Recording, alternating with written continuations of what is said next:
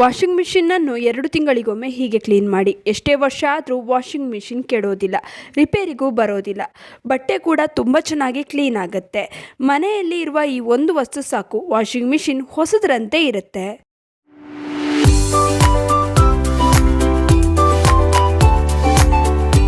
Hi hello ಎಲ್ರಿಗೂ ನಮಸ್ಕಾರ. ಮತ್ತು ನನ್ನ ಚಾನಲ್ಗೆ ಸ್ವಾಗತ. ನನ್ನ ಹೆಸರು ವೀಕ್ಷಿತ. ನನ್ನ ಚಾನಲ್ ಹೆಸರು ಸಿಂಪ್ಲಿ ಬ್ಯೂಟಿಫುಲ್ ಕನ್ನಡ. ನಾವೆಲ್ಲರೂ ವಾಷಿಂಗ್ ಮಿಷಿನ್ನ ಪ್ರತಿನಿತ್ಯ ಬಳಸ್ತೇವೆ.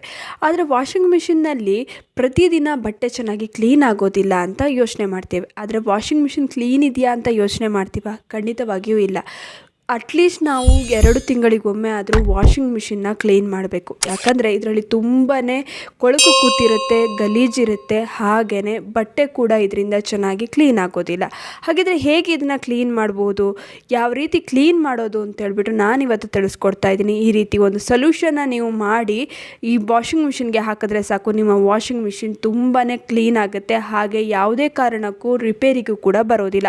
ವಾಷಿಂಗ್ ಮಿಷಿನ್ ಕ್ಲೀನ್ ಇಲ್ಲ ಅಂತಂದರೆ, ಏನಾದ್ರು ಗಲೀಜ್ ಅಥವಾ ಕೊಳಕು ಕೂತಿದ್ರೆ ಪದೇ ಪದೇ ರಿಪೇರಿಗೆ ಬರುವಂಥ ಚಾನ್ಸಸ್ ಕೂಡ ಜಾಸ್ತಿ ಇರುತ್ತೆ. ಆದ್ದರಿಂದ ಅಟ್ಲೀಸ್ಟ್ 2 ತಿಂಗಳಿಗೊಮ್ಮೆ ಆದರೂ ವಾಷಿಂಗ್ ಮಿಷಿನ್ನ ಡೀಪ್ ಕ್ಲೀನ್ ಮಾಡಲೇಬೇಕು. ಅದಕ್ಕಾಗಿ ನೀವು ಮಾಡಬೇಕಾಗಿರೋದು ಇಷ್ಟೇ. ಒಂದು ಬೌಲ್ನ ತಗೊಳ್ಳಿ, ಬೌಲ್ಗೆ ಸ್ವಲ್ಪ ನೀರನ್ನ ಹಾಕ್ಕೊಳ್ಳಿ. ಸುಮಾರು 1 ಲೋಟದಷ್ಟು ನೀರು ಸಾಕಾಗುತ್ತೆ. ಅದಕ್ಕೆ ಸುಮಾರು 2 ಚಮಚದಷ್ಟು ಬೇಕಿಂಗ್ ಸೋಡಾ ಅಂದರೆ ಅಡುಗೆ ಸೋಡಾನ ಆ್ಯಡ್ ಮಾಡ್ಕೊಳ್ಬೇಕು. ನಂತರ ಸ್ವಲ್ಪ ಟೂತ್ ಪೇಸ್ಟ್ನ ಆ್ಯಡ್ ಮಾಡ್ಕೊಳ್ಬೇಕು. ಸುಮಾರು ಇಷ್ಟು ಹಾಕಿದ್ರೆ ಸಾಕು. ನಾನು ಕೋಲ್ಗೇಟ್ ಪೇಸ್ಟ್ನ ಆ್ಯಡ್ ಮಾಡಿದ್ದೀನಿ, ಅದನ್ನೇ ಹಾಕಿದ್ರೆ ತುಂಬಾ ಒಳ್ಳೆಯದು. ನಂತರ ಒಂದು ಅರ್ಧ ಹೋಳ್ನಷ್ಟು ನಿಂಬೆಹಣ್ಣಿನ ರಸನ ಹಾಕ್ಕೊಳ್ಳಿ. ನಿಂಬೆಹಣ್ಣಿನ ರಸ ಇಲ್ಲಾಂದರೆ ವಿನೆಗರ್ನ ಕೂಡ ನೀವು ಆ್ಯಡ್ ಮಾಡ್ಕೊಳ್ಬೋದು. ಇವಾಗೆಲ್ಲವನ್ನು ಚೆನ್ನಾಗಿ ಮಿಕ್ಸ್ ಮಾಡ್ಕೊಳ್ಳಿ. ಮೊದಲಿಗೆ ನಾವಿವಾಗ ಈ ವಾಷಿಂಗ್ ಮಿಷಿನ್ನ ಬೆಲ್ಟ್ನ ಕ್ಲೀನ್ ಮಾಡ್ಕೊಳ್ಬೇಕು. ನೋಡಿ, ಈ ರೀತಿ ಮೇಲ್ಗಡೆ ಡ್ರಮ್ ಇರುತ್ತಲ್ಲ, ಈ ಜಾಗದಲ್ಲಿ ಏನಿರುತ್ತೆ ಅಂದರೆ ಕೊಳೆ ತುಂಬಾ ಕೂತಿರುತ್ತೆ. ಮೊದಲೊಂದು ಬಟ್ಟೆನ ತೊಗೊಂಡು ಅದರಿಂದ ನೀಟಾಗಿ ಈ ರೀತಿ ಒರೆಸ್ಕೊಳ್ಳಿ. ಧೂಳೆಲ್ಲ ನೀಟಾಗಿ ಬಟ್ಟೆನಲ್ಲಿ ಕ್ಲೀನ್ ಆಗುತ್ತೆ. ಆಮೇಲೆ ವಿಮ್ ಲಿಕ್ವಿಡ್ ಅಥವಾ ಯಾವುದಾದ್ರು ಶ್ಯಾಂಪೂನ ತೊಗೊಂಡು ಒಂದು ಟೂತ್ ಬ್ರಷ್ನ ಸಹಾಯದಿಂದ ಈ ರೀತಿಯಾಗಿ ಕ್ಲೀನ್ ಮಾಡ್ಕೊಳ್ಳಿ. ಇದರಲ್ಲಿ ತುಂಬಾ ಕೊಳೆ ಇರುತ್ತೆ. ಇಲ್ಲಿ ಕೊಳೆ ಇದ್ದರೂ ಕೂಡ ಬಟ್ಟೆ ಚೆನ್ನಾಗಿ ಕ್ಲೀನ್ ಆಗೋದಿಲ್ಲ. ನಂತರ ಸ್ವಲ್ಪ ನೀರನ್ನ ಹಾಕ್ಕೊಂಡು ಹೀಗೆ ನೀಟಾಗಿ ಕ್ಲೀನ್ ಮಾಡ್ಕೊಳ್ಳಿ.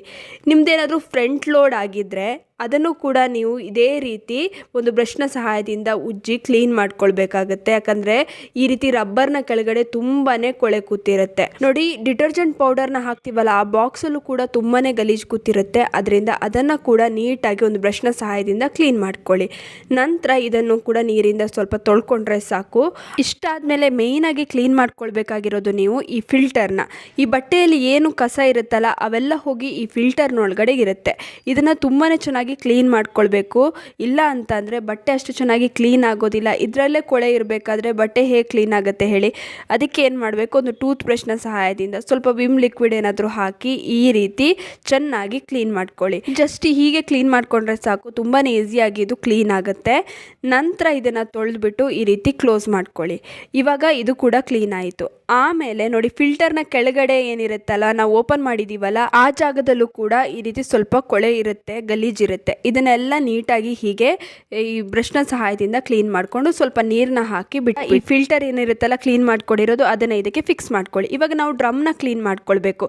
ಡ್ರಮ್ಮಲ್ಲೂ ಕೂಡ ತುಂಬಾ ಗಲೀಜಿರುತ್ತೆ. ಅದನ್ನು ಕ್ಲೀನ್ ಮಾಡೋದಕ್ಕೆ ಏನು ಮಾಡಬೇಕು ಅಂದರೆ, ಡ್ರಮ್ನಲ್ಲಿ ಸೆಟ್ಟಿಂಗ್ಸ್ನ ನೀವು ಮಾಡ್ಕೊಳ್ಬೇಕಾಗತ್ತೆ. ನಿಮ್ದೇನಾದರೂ ಫ್ರಂಟ್ ಲೋಡ್ ವಾಷಿಂಗ್ ಮಿಷಿನ್ ಆಗಿದ್ದರೆ ಅದರಲ್ಲಿ ಇಕೋ ಡ್ರಮ್ ಕ್ಲೀನಿಂಗ್ ಅಂತ ಆಪ್ಷನ್ ಇರುತ್ತೆ, ಅದನ್ನು ಕ್ಲಿಕ್ ಮಾಡ್ಕೊಳ್ಬೇಕು.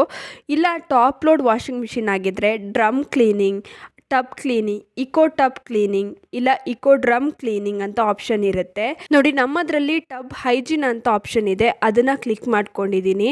ಒಂದು ವೇಳೆ ಈ ಆಪ್ಷನ್ಗಳು ಇಲ್ಲ ಅಂತಂದರೆ ಕ್ವಿಕ್ ವಾಶ್ ಅನ್ನೋ ಆಪ್ಷನ್ನ ನೀವು ಚೂಸ್ ಮಾಡ್ಕೊಳ್ಳಿ. ನಂತರ ನಾವೇನು ಸೊಲ್ಯೂಷನ್ ಮಾಡ್ಕೊಂಡಿದ್ವಲ್ಲ ಆ ಸೊಲ್ಯೂಷನ್ನ ಇದಕ್ಕೆ ಹಾಕಿ ಮಿಷಿನ್ನ ರನ್ ಮಾಡಿದ್ರೆ ಆಯಿತು. ಮಿಷಿನ್ ಕ್ಲೀನ್ ಆಗುತ್ತೆ. ನೋಡಿ, ನೀವೇ ನೋಡ್ಬೋದು ಎಷ್ಟು ಕೊಳಕು ಬಿಟ್ಟಿದೆ ಅಂತ. ತುಂಬಾ ಚೆನ್ನಾಗಿ ಕ್ಲೀನ್ ಆಗುತ್ತೆ. ನೋಡಿ, ನೀವೇ ನೋಡ್ಬೋದು ಹೊಸದ್ರಂತೆ ಆಗಿದೆ. ಒಳಗಡೆ ಎಷ್ಟು ಶೈನ್ ಬಂದಿದೆ ನೋಡಿ. ಹೇಗಿದ್ದಿದ್ದು ವಾಷಿಂಗ್ ಮಿಷಿನ್ ಹೇಗಾಯ್ತಲ್ವಾ? ಇದೇ ರೀತಿ ಅಟ್ಲೀಸ್ಟ್ ನೀವು 2 ತಿಂಗಳಿಗೊಮ್ಮೆ ಕ್ಲೀನ್ ಮಾಡ್ತಾ ಬಂದರೆ ವಾಷಿಂಗ್ ಮಿಷಿನ್ ತುಂಬಾ ಚೆನ್ನಾಗಿ ಮೇಂಟೈನ್ ಆಗುತ್ತೆ. ರಿಪೇರಿಗೂ ಕೂಡ ಬರೋದಿಲ್ಲ.